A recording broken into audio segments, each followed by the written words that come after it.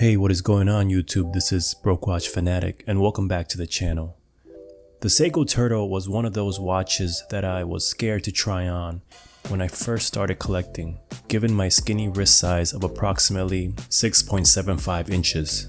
The large case diameter of 45 millimeters seemed like a size that would be far too big for me to pull off.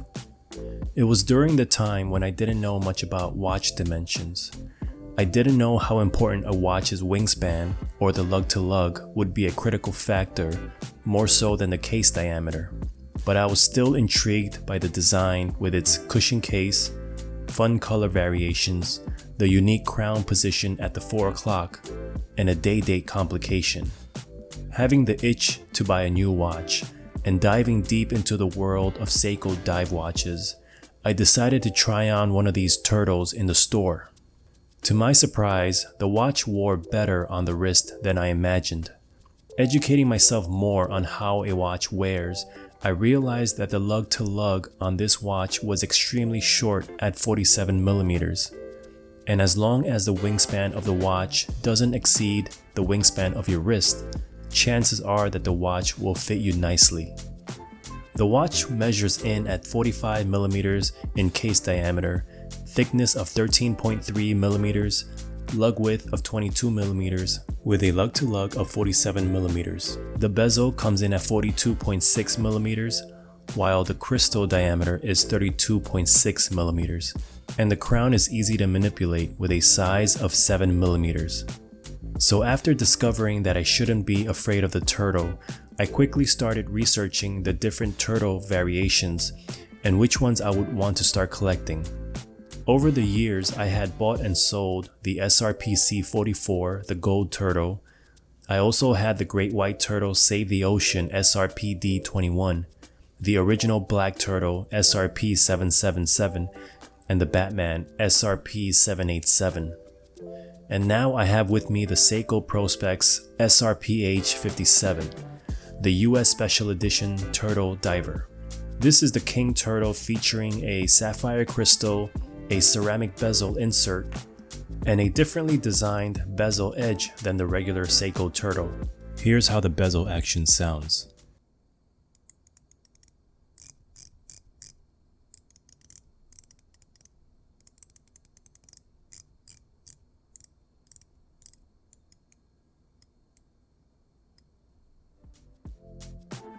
This still comes with the same 4R36 movement, so the only premium you would be paying for are the upgraded features I just mentioned.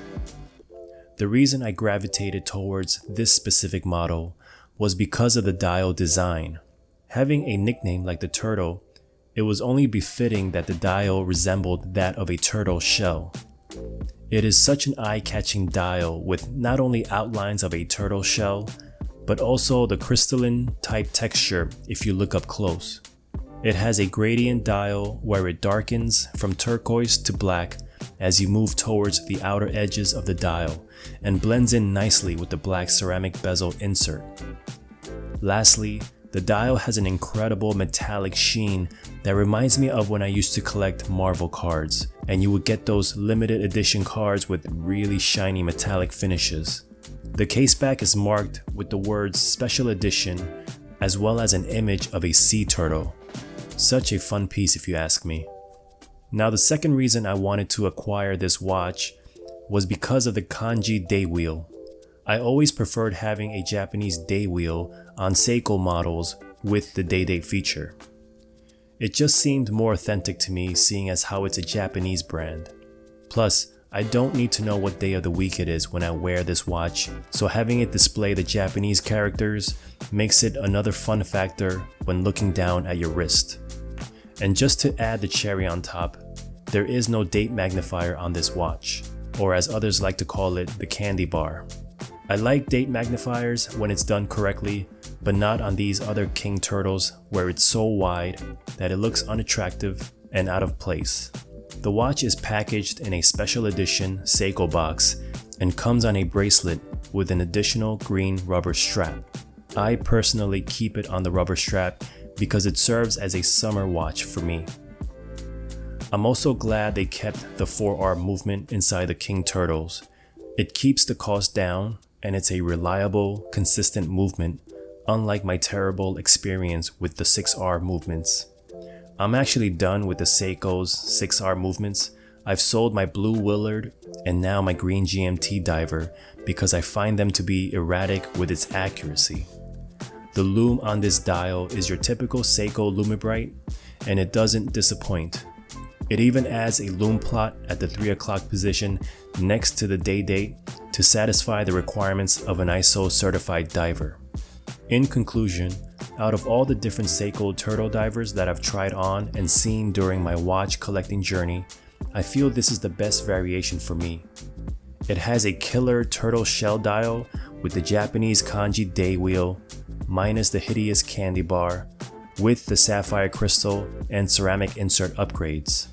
If you haven't tried on a SEIKO turtle before, do not be afraid of the case diameter. Measure the width of your wrist with a digital caliper. Mine happens to be 54.5 millimeters. As long as the lug to lug of the watch you're interested in is shorter than the width of your wrist, there is a good chance that the watch will fit. Or better yet, try one on at your local authorized dealer. I always wanted to keep a samurai and a turtle in my watch collection, and I think I found the best of each model for me. SEIKO really brings out the kid in you. They are extremely fun and playful with colors, and it reminds you that watch collecting doesn't have to be so serious. Thanks for watching.